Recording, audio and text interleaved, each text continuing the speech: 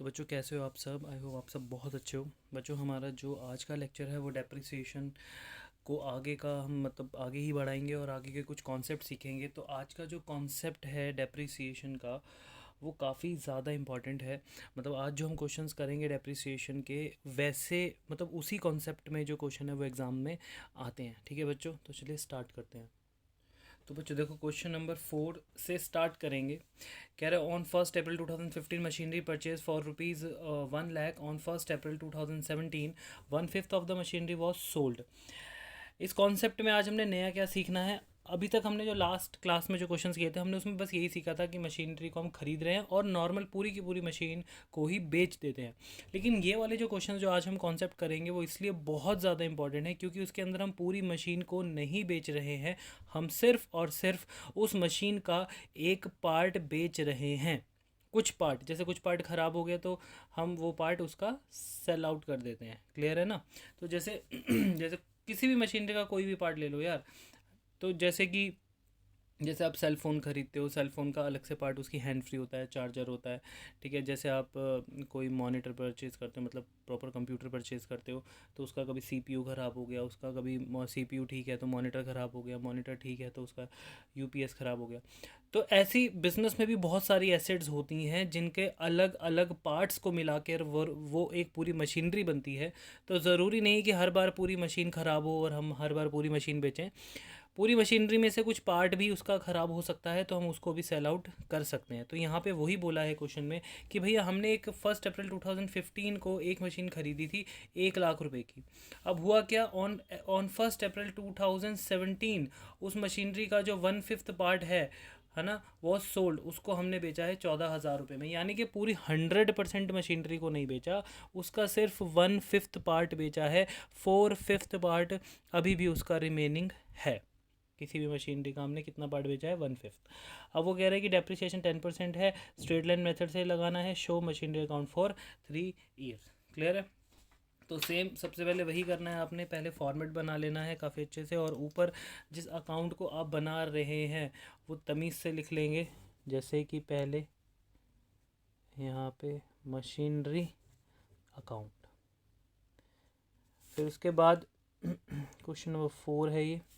तो यहाँ पे जिस डेट पे आपने मशीनरी ख़रीदी है डेट है वो 2015 अप्रैल 1। तो जब भी आप मशीन ख़रीदोगे लिखना क्या है बच्चों, टू बैंक अकाउंट।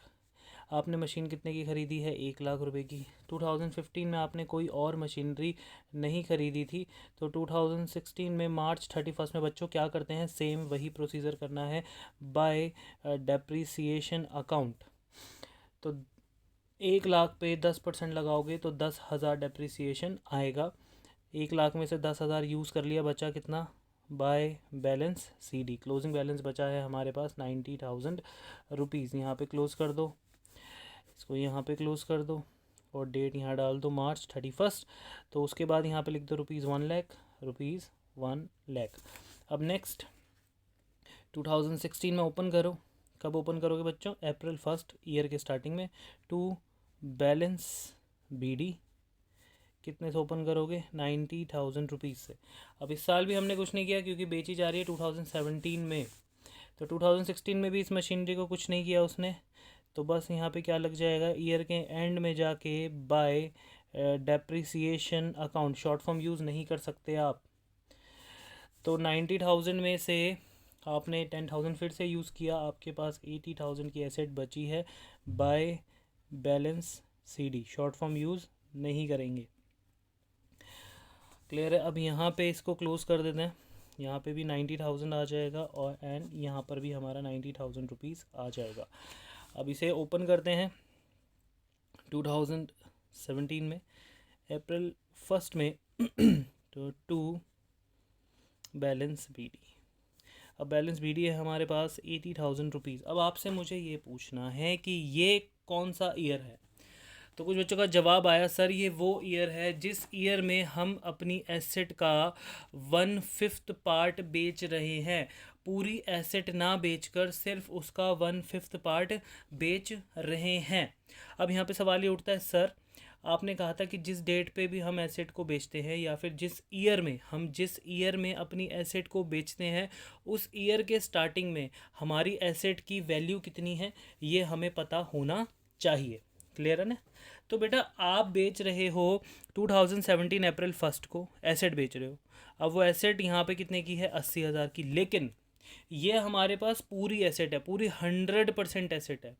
हम पूरी एसेट तो बेच नहीं रहे, हम अपनी पूरी एसेट में से एक छोटा सा पार्ट उसका जो भी ख़राब हो गया होगा, बेकार हो गया होगा, हम उसको रिप्लेस करें, बेच रहे हैं, है ना? तो हमें करंट डेट में हमारे 1/5 करंट ईयर में 2017 में हमारे जो 1/5 मशीनरी हम बेच रहे हैं उसकी हमें क्या चाहिए बच्चों? वैल्यू, कि भैया 1/5 पार्ट की वैल्यू कितनी है। तो यहाँ देखो कैसे निकालेंगे। तो अगर आप वर्किंग नोट में देखोगे, शॉर्ट फॉर्म यूज़ नहीं करेंगे, पूरा लिखना है। तो यहाँ पे आप लिखोगे अमाउंट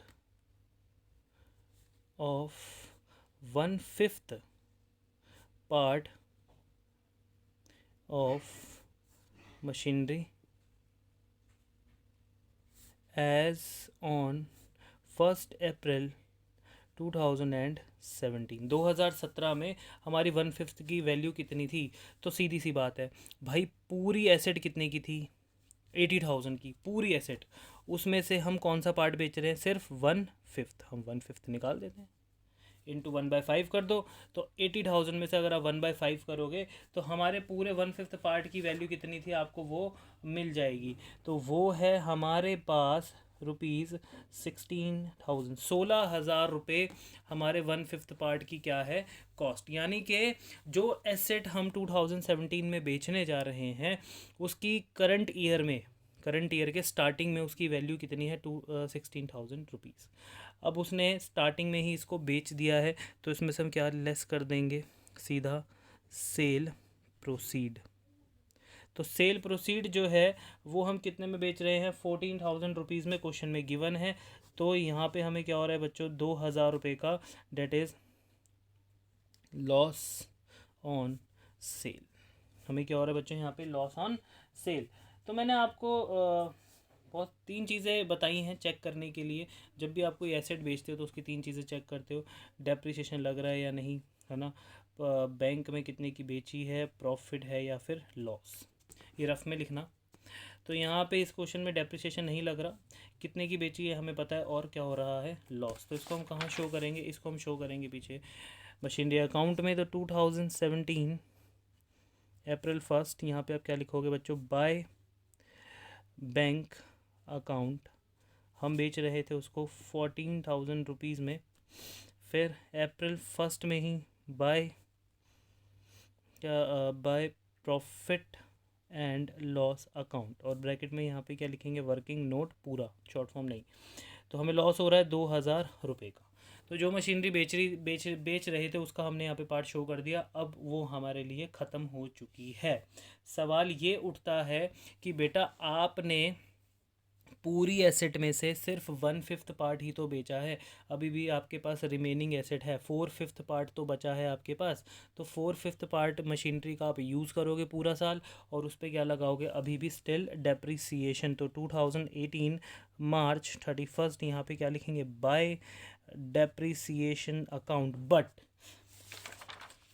यहाँ पे कुछ बच्चे एक गलती करेंगे, क्या कि वो डेप्रिसिएशन जो है वो यहाँ पे मिस्टेक करेंगे, वो 80,000 पे कैलकुलेट ना कर दें। या फिर कुछ बच्चे क्या गलती करते हैं, वो ये सोचते हैं कि भैया हमारे पास 80,000 की एसेट थी, उसमें से हमने करंट ईयर में 16,000 की तो बेच दी, अब हमारे पास कितने की बची बच्चों? हमारे पास बची 64,000 की।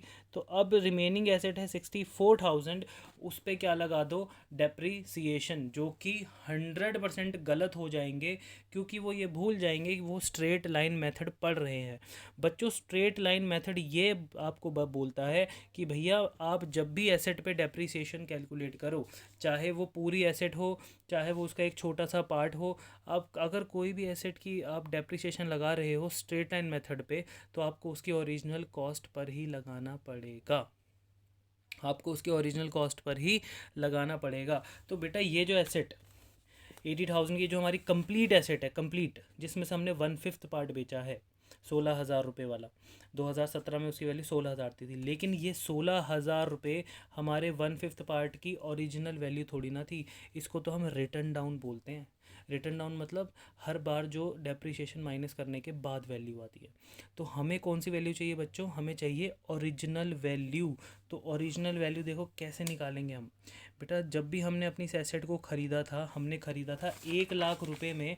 और कब ख़रीदा था? 2015 अप्रैल 1 को 1,00,000 रुपये में। तो ये है हमारी एसेट की ओरिजिनल वैल्यू। तो 1,00,000 रुपये की ओरिजिनल वैल्यू है।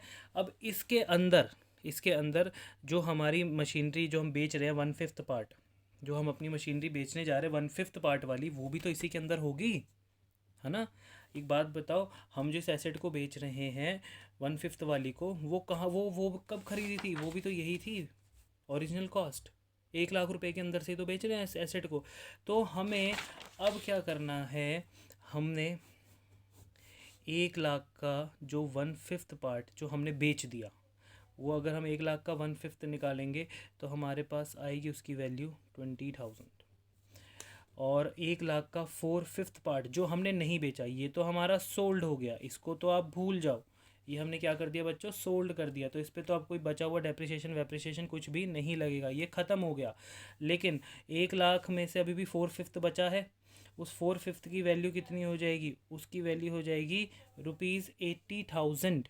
तो अब जो आपके पास एसेट बची है ना, अब जो आपके पास 1/5 बेचने के बाद 4/5 एसेट बची है, उसकी ओरिजिनल कॉस्ट कितनी है? 80,000 रुपीज़। तो ये हमारे लिए ओरिजिनल वैल्यू है दोनों की, चाहे इसकी हो चाहे इसकी हो। तो बेटा 80,000 पे अब डेप्रिसिएशन लगेगा, और 80,000 पे कितना लगेगा? 10%। तो वो होगा हमारा 8,000 रुपये। तो यहाँ पे आपकी कैलकुलेशन के लिए मैं करके दिखाता हूँ। 80,000 पे आप लगाएंगे डेप्रिसिएशन, यानी कि 8,000 रुपीज़।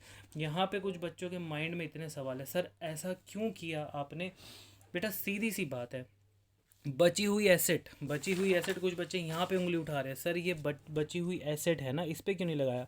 बेटा ये रिटर्न डाउन वैल्यू वाली एसेट है।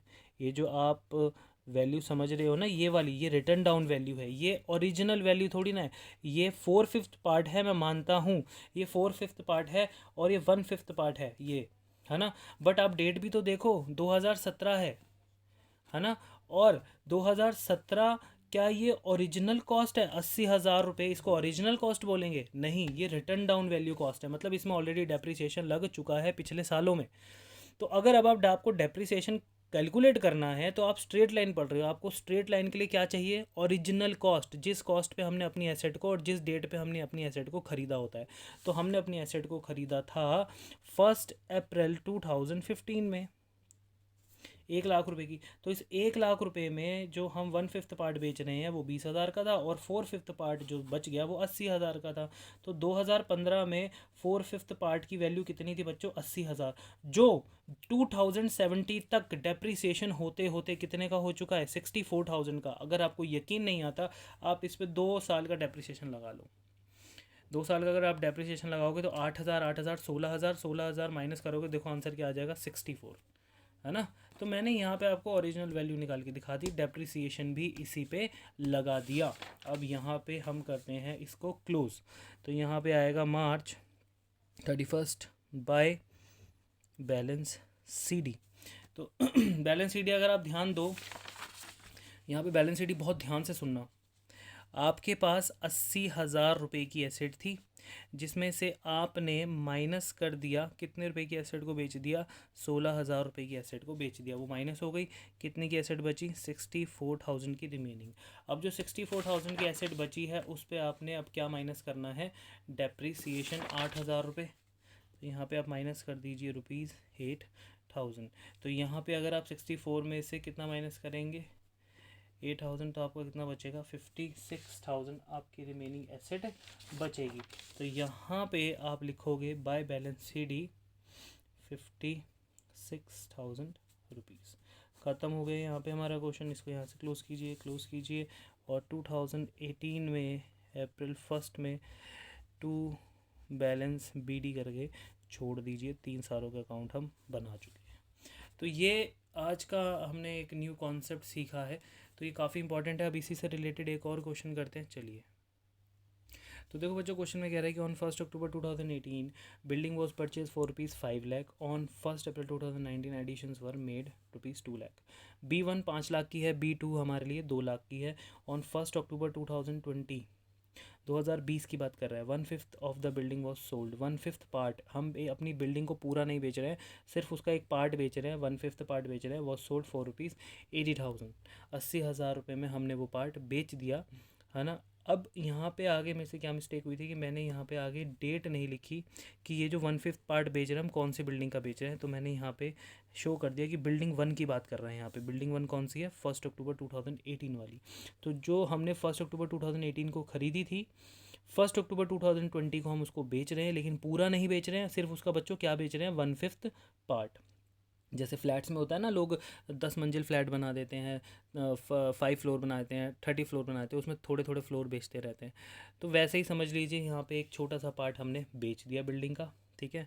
अब उसके बाद उसने क्या किया, कह रहा है कि on same date another building was purchase, कह रहा है और उसी दिन 1 अक्टूबर 2020 वाले दिन उसने एक और बिल्डिंग को परचेज़ किया 1 लाख रुपए में। डेप्रिसिएशन कह रहा है कि हम 10% लगाएंगे, स्ट्रेट लाइन मेथड से शो बिल्डिंग अकाउंट। तो इसमें ज़्यादा कुछ नहीं है, अगर आप ध्यान दो तो लास्ट वाले क्वेश्चन की ही तरह है, बट इसमें चेंजेस क्या है, इसके अंदर हमने सिर्फ इस बार 2 एसेट्स को परचेज़ किया है, सॉरी 3 बिल्डिंग को परचेज़ किया है और हम बेच भी रहे हैं। तो ये ऑलरेडी मैंने क्वेश्चन जो है वो सॉल्व कर रखा है, क्योंकि स्टार्टिंग क्वेश्चन की वैसे ही होती है बोरिंग तरीके से कि BD CD डेप्रिसिएशन लगाओ, BD CD बस। तो देखो पहला जो है वो हम जो एसेट परचेज़ कर रहे थे, हमने कब परचेज़ की है अपनी एसेट, ये देखो पहले ईयर की अगर हम बात करें 2018 अक्टूबर, बाय बैंक अकाउंट B1 कितने की खरीदी, 5 लाख रुपए की। कुछ नहीं किया 2019 में, बस इसको डेप्रिशिएट कर दिया। तो 5 लाख पे अक्टूबर से लेके मार्च तक का डेप्रिसिएशन लगेगा 6 महीने का 25,000 रुपये 10% के हिसाब से। उसके बाद बैलेंस CD आ गया 4,75,000। अब आ जाते हैं नेक्स्ट ईयर में, नेक्स्ट ईयर में आ गए तो नेक्स्ट ईयर में देखिए यहाँ पे हमने 1 अप्रैल जो CD था वो BD किया, हमने 1 अप्रैल 2019 में B2 को परचेज़ किया 2 लाख रुपीज़ में, कुछ नहीं किया और इस साल कुछ नहीं बेचा है हमने इस साल। तो यहाँ पे सीधा 2020 में मार्च 31 को डेप्रिसिएशन लगा दिया B1 पे। अब B1 जो यूज़ हो रही है ना बच्चों, वो अप्रैल से लेकर कहाँ तक यूज़ हो रही है, मार्च तक, यानी पूरे साल का। तो पहले डेप्रिसिएशन था 25,000, अब पूरे साल का डेप्रिसिएशन आप लगाएंगे तो वो लगेगा आपका पूरा ओरिजिनल कॉस्ट पे, ओरिजिनल कॉस्ट 5 लाख है, ओरिजिनल कॉस्ट पे 10% 50,000 रुपये। और B2 कब खरीदी है, अप्रैल में, तो अप्रैल से लेके वो कहाँ तक यूज़ हो रही है, मार्च तक, यानी पूरे साल की। तो 2 लाख का 10% कितना होता है, 20,000 रुपये, टोटल 70,000 डेप्रिसिएशन। B1 कितने की थी, 4,75,000 की, यूज़ कितना हो गया उसमें से 50,000, कितने का बचा बैलेंस CD 4,25,000। B2 कितने की थी, 2 लाख रुपए की, उसमें से कितनी यूज़ कर ली हमने, डेप्रिशिएट कर दी 20,000, 1,80,000 की बची। ये ईयर भी हमने कर दिया क्लोज। अब आते हैं अपने मेन ईयर में। तो मेन ईयर में ज़रा हम पहले, मैं आपको कुछ चीज़ें बता दूं कि मेन ईयर में हम पहले तो जो CD है उसे BD करेंगे, और इस ईयर के अंदर हम अपनी एक एसेट के पार्ट को बेच भी रहे हैं, बेचने के साथ साथ हम उस एक नई बिल्डिंग को परचेज़ भी कर रहे हैं। तो पहले जो बिल्डिंग हम परचेज़ कर रहे हैं उसके बाद उसको लिख लेते हैं यहाँ पे, अक्टूबर 1 में परचेज़ कर रहे हैं टू बैंक अकाउंट, और वो है हमारे लिए बिल्डिंग 3, कितने रुपए की, 1 लाख रुपए की। क्लियर है। अब बात आती है एसेट को बेचने की। अब वो कह रहा है कि हम B1 को बेच रहे हैं, ठीक है बच्चों, वो B1 को बेच रहा है, बिल्डिंग 1 को, और बिल्डिंग 1 4,25,000 की है, बट बिल्डिंग 1 पूरी नहीं बेची जा रही, सिर्फ उसका 1/5 पार्ट बेचा जा रहा है। तो यहाँ पे अगर आप वर्किंग नोट करोगे तो वर्किंग नोट में इसमें ज़्यादा समझ आएगा, क्योंकि इसका वर्किंग नोट ही इम्पोर्टेंट होता है। तो वर्किंग नोट यहाँ पे आप क्या लिखोगे, कॉस्ट ऑफ बिल्डिंग, सॉरी यहाँ पे आप 1/5 part of building as on 1 April 2000 and कौन से ईयर में बेचने जा रहे हैं, 2020 में। जिस ईयर में बेचते हैं उस ईयर की स्टार्टिंग की वैल्यू हमें चाहिए। तो उस ईयर में हमारे पास पूरे एसेट की वैल्यू है 4,25,000, लेकिन हम सिर्फ उसमें से कितना बेच रहे हैं, 1/5 पार्ट, तो जिसकी वैल्यू होती है 85,000 रुपीज़। तो बेटा जो जिस ईयर में हम अपनी एसेट को बेच रहे हैं उस ईयर के स्टार्टिंग में उसके 1/5 पार्ट को जो बेच रहे हैं वो कितने का है, 85,000 का। लेकिन हमने स्टार्टिंग में नहीं बेचा है, वो कह रहा है भाई हमने बेचा है अक्टूबर में। अच्छा, अक्टूबर में बेचा है तो हमें क्या लगाना पड़ेगा बच्चों, 6 महीने का डेप्रिसिएशन। तो लेस डेप्रिसिएशन फॉर 6 मंथ। अब यहाँ पे सवाल ये उठता है, नाम हमने ले दिया डेप्रिसिएशन का, और डेप्रिसिएशन कह रहा है भैया मुझे आप कैलकुलेट कर रहे हो स्ट्रेट लाइन मेथड से, तो मेरे लिए तो आपको ओरिजिनल कॉस्ट चाहिए 1/5 पार्ट की। ये ओरिजिनल कॉस्ट नहीं है, ये तो रिटर्न डाउन वैल्यू है। 85,000 इन ये 1/5 की ओरिजिनल कॉस्ट नहीं है। कह रहे हैं हमने 2020 में थोड़ी ना ख़रीदा एसेट को, ये जो हम आज बेच रहे हैं इसको हमने ख़रीदा था 1 अक्टूबर 2000 एंड कब ख़रीदा था, एक मिनट क्वेश्चन में होगा गिवन, 2018 में। कह रहे 18 में ख़रीदा था 5 लाख रुपए का, लेकिन 5 लाख रुपए पूरी वैल्यू है एसेट की, पूरा तो आप बेच नहीं रहे हो, सिर्फ कितना बेच रहे हो, 1/5। कह रहे तो 1/5 चाहिए। कह रहे ठीक है हम निकाल लेते हैं। तो 5 लाख रुपए ये ओरिजिनल कॉस्ट है, इसमें से हम सिर्फ कितना बेच रहे हैं, 1/5। तो 1 लाख रुपए ओरिजिनल वैल्यू आ जाती है 1/5 एसेट की, जो 2018 अक्टूबर 1 को परचेज़ की गई थी। तो अब इस पे डेप्रिसिएशन लगेगा 6 मंथ का, वो भी कितना परसेंट लगेगा बच्चों, 10%। ठीक है, क्वेश्चन में 10% बोल रहा है, तो 10% के हिसाब से हम कैलकुलेट करेंगे अब। तो हमारा जो डेप्रिसिएशन है 6 महीने का 1 लाख पे लगेगा 5,000 रुपये, यहाँ पे 5,000 रुपीज़। अब हमारी एसेट की वैल्यू हो गई है ₹80,000। यहाँ पे कोई भी बच्चा कंफ्यूज ना हो, ये बहुत इंपॉर्टेंट है स्ट्रेट लाइन मेथड में। तो यहाँ पे हमारे पास आ गया कॉस्ट ऑफ बिल्डिंग या फिर 1/5 part of building as on 1 October 2020। तो बच्चों ये कौन सी डेट है, ये वो डेट है जिस डेट पे हम अपनी एसेट को बेच रहे हैं। अब ध्यान से देखो, तो क्वेश्चन में कह रहा है कि हम अपनी एसेट को कितने में बेच रहे हैं, 80,000 रुपये में बेच रहे हैं। तो ठीक है, यहाँ पे हम लेस करते हैं सेल प्रोसीड, तो 80,000 रुपये में हमने बेच दी, बताओ। तो यहाँ पे नो प्रॉफिट नो लॉस, सीधी सी बात है। ज़रूरी थोड़ा है कि हर बार आप प्रॉफिट अर्न करो या हर बार आपको लॉस हो। कभी कभार एसेट उस रेट पे भी बिक जाती हैं जिसमें हमें नो प्रॉफिट नो लॉस होता है, जितने की एसेट थी हमने उतने में ही उसको बेच दिया। तो अब यहाँ पे 3 चीज़ें हम चेक करते थे हमेशा, डेप्रिसिएशन, बैंक प्रॉफिट और लॉस। डेप्रिसिएशन लगा है, बिल्कुल लगा है 5,000 रुपये, कितने में बेचा है, 80,000 में। प्रॉफिट हुआ या लॉस, कुछ भी नहीं हुआ। तो बस इस बार यही 2 चीज़ें हम पीछे क्वेश्चन में शो करेंगे। तो क्वेश्चन में हमने ये ऑलरेडी शो किया हुआ है, यहाँ ध्यान दो।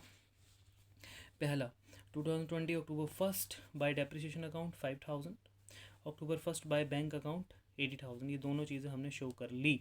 अब सवाल यहाँ पे ये आता है कि भैया जो एसेट्स हमारे पास रिमेनिंग है उस पर तो डेप्रिसिएशन लगेगा ही लगेगा। तो रिमेनिंग एसेट पे अगर हम ध्यान दें तो हमारे पास B1 भी बची है, B2 भी बची है और B3 भी बची है। कुछ बच्चे कहेंगे सर B1 तो आपने बेच दी। बेटा B1 पूरी थोड़ा ना बेची है, 1/5 पार्ट बेचा, उसका 4/5 तो अभी भी बचा है। यानी कि हमारे पास जो अब डेप्रिसिएशन लगाना है, तो यहाँ पे मैं आपको पहले ये बता दूँ कि रिमेनिंग बिल्डिंग,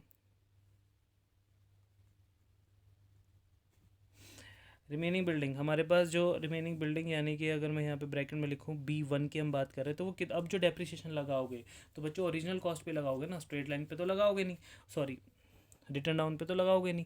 तो ओरिजिनल कॉस्ट हमें चाहिए। ओरिजिनल कॉस्ट कितने की थी, 5 लाख रुपए की।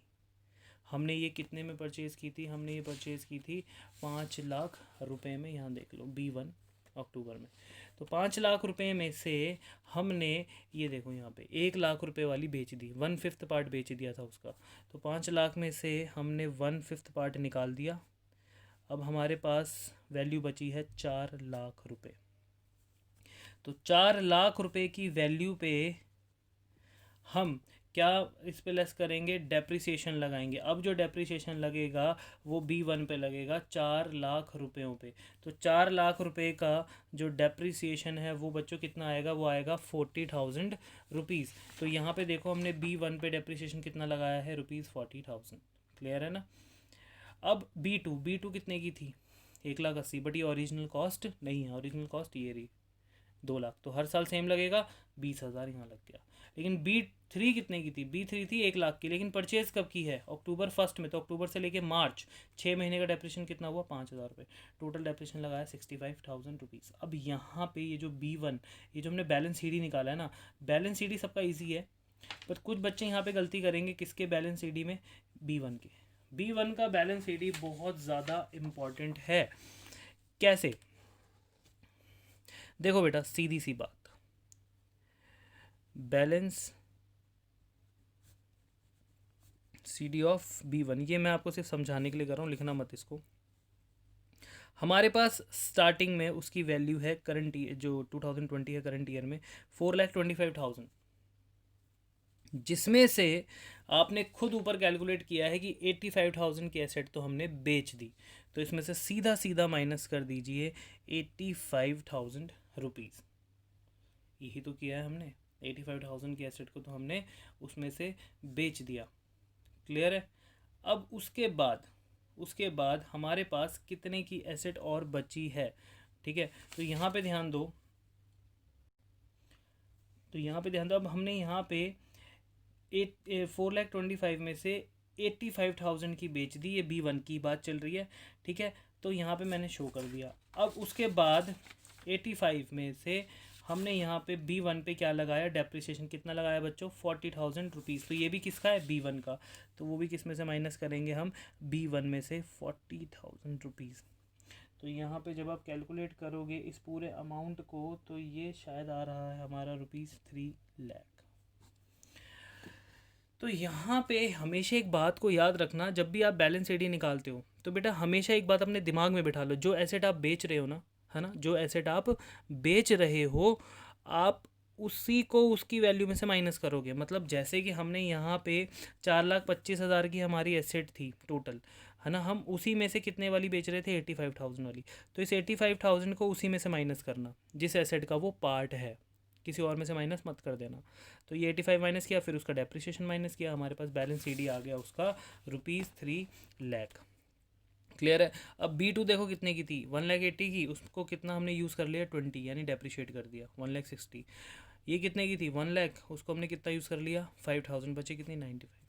क्लोज करो, टोटल करो, ये क्वेश्चन होता है हमारा समाप्त। तो आपने यहाँ पे काफ़ी इंपॉर्टेंट चीज़ें जो है वो सीखी इसके अंदर, 1/5 1/4 ये आगे कंटिन्यू होता रहेगा, ठीक है गाइस। अब नेक्स्ट क्लास जो होगा वो इन्हीं के क्वेश्चंस को हम आगे बढ़ा देंगे, ठीक है। आप जब तक जो भी आपका होमवर्क आपको मिलेगा उसको कंप्लीट कीजिए। क्लियर है। Till then bye bye, take care guys.